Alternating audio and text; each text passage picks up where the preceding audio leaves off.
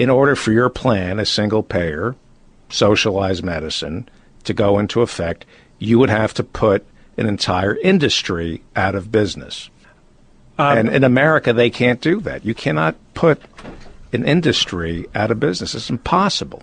Well, we're not going to put them out of business. We're just going to change the focus. They won't be the primary provider. They can be the supplemental insurance. They can take that tact. And if you look at countries such as Taiwan that institute a single-payer system within a year, Switzerland changed the emphasis of their insurance companies, and it's possible. I don't think it's possible on a national level like we want to do because of the dysfunction in Congress, but I do think that we can start in California where the more people see more and more of their paycheck every year going into healthcare and yet still not getting the coverage that they desire and their dissatisfaction continuing to climb, and being educated about a real proven alternative that exists. It's not theoretical. It's been going on for years in Canada. What's going on in Vermont? So Vermont is one, it's got a population of 6 million. So I don't necessarily think what happens in Vermont will be a good test for the rest of the country.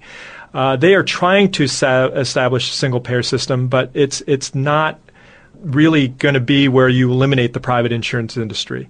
As it stands right now, it seems that people will have an option to buy into a system, but it sounds like more of a public option rather than a complete elimination of the other providers. And the problem is this, as you touched upon, it's not just the private insurance industry, while they're a big part of this.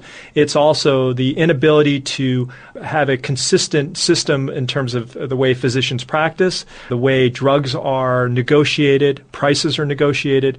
If you have multiple players in the market that are competing against one another, that's sort of the problem. That's why when I see a patient, my office staff has to spend so much time getting pre-authorization from that patient that's different from the next patient I see who's got a different health insurance provider, and why Blue Cross may pay me such and such to take care of this patient, but Aetna may only pay me something. And you can imagine the administrative mess. Part of the idea behind a single payer system is to eliminate the administrative mess by having one uniform pricing. So whether you're going to have a hip replacement at this hospital down the street or in Ohio or Florida, it'll be the same price and the doctor will get the same percentage, the hospital, and then afterwards the drug that you need to take to recover, that will cost the same no matter where you go.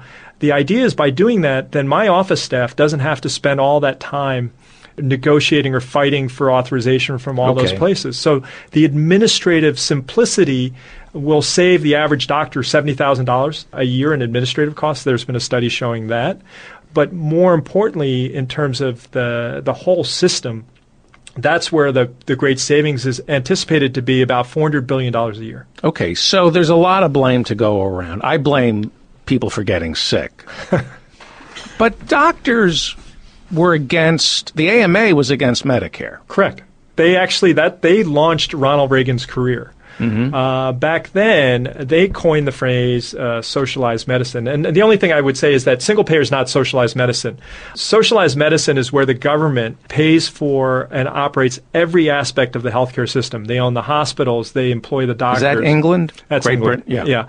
Which is the closest they have to a national religion. Right. You cannot get rid of socialized medicine in Great Britain. Even Margaret Thatcher was in favor of it. She protected it, and she proudly upheld that. Mm-hmm. But that is actually a socialized system. We actually have a socialized system here where the government owns and operates the hospital, employs the doctors. It's called the VA system. Mm-hmm. Ironically, the system that takes care of our enlisted and our soldiers is a socialized system. And it was good up until a few years ago. Correct. Although it is starting to become better with the increased efficiencies that they're having.